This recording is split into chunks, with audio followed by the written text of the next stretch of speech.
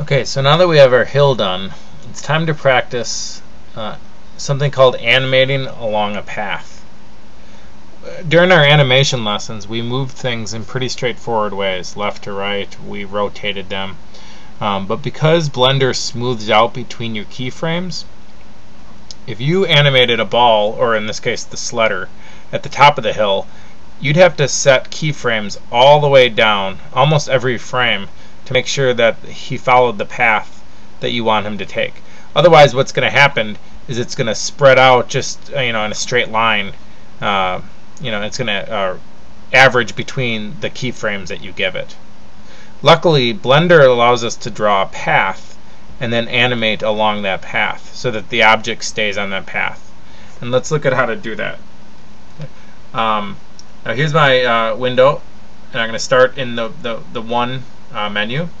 Okay, and I'm going to scroll in. Then I'm going to put my cursor right around here, and I'm going to add. In this case, I'm going to add a curve, and we'll do more curves when we make trees. But for right now, the curve I'm going to add is called a path. Okay, what that gives me is this straight line, or it looks straight from the top-down view. It looks like that. And because my my hill is so big, the first thing I'm going to do is I'm going to size that. So I'm going to hit S, and I'm just going to stretch out this so that it can kind of reach down the hill a little bit better. Okay. Then I'm going to go to Edit Mode.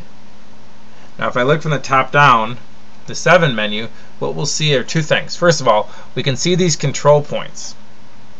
So if I hit A to deselect all the points, we see there's a point here, and there's a point here, there's a point right under that cursor, 4 and 5. So the starting control points, there's 5. 1, 2, 3, 4, 5.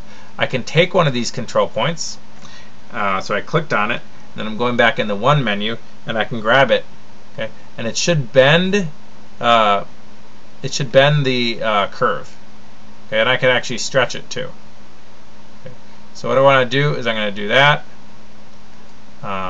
Now this isn't a control point, but if I grab this, I can also move the curve itself. Okay, so those are the two things that I can do. I can grab these control points, or else think of this kind of as a suspension bridge. This is the wire that holds up the bridge, whereas the first thing I clicked was the bridge itself. Okay, then I'm going to tab to get out of the mode, the edit mode, and I'm going to grab it. I'll move it down a little bit. Okay, I'm going to tab back in. Okay, I'm going to grab this. I'm going to drop it. I'm going to grab this one. I'm going to make it there. Okay. I'll grab this one, drop it a little bit, grab this one, raise it a little bit. Okay. Now I'm getting closer to the shape of the hill. Because I want my sledder to appear to go right down the hill, I need this curve to approximate the kind of the path of the hill. So to get more precise, I'm going to have to subdivide. Okay. So what I can do to subdivide is, since I've got if I go back to the top view, okay, I can see these points, and I can hit A to deselect all of them. Okay. I'm going to click on this one, and then I'm going to click on this one, holding down Shift so that both are clicked. Okay. And then I'm going to hit W to subdivide, and it breaks it up so that now there's another point in between. Okay, so I'm going to hit A again. I'm going to hit this one. I'm going to click this one, and I'm going to hit W to subdivide. And then again, it gives me a point in between. So now if I go back to the 1 menu, okay, I can take these points here. I can grab it. Okay, grab. So it's just basically by subdividing, I gave myself a lot more points. Now this is a really tricky process because they're all connected. So what often happens is you move one, and then you got to go back and move the other up a little bit. And I'm not very good at modifying these curves. It's a good skill to get practice with, because we're going to use curves in making trees next. Okay, but this is pretty close. I'll wrap it around a little bit. And in fact, if you hit delete, it'll say erase that segment. Yes, and then I'll just grab this.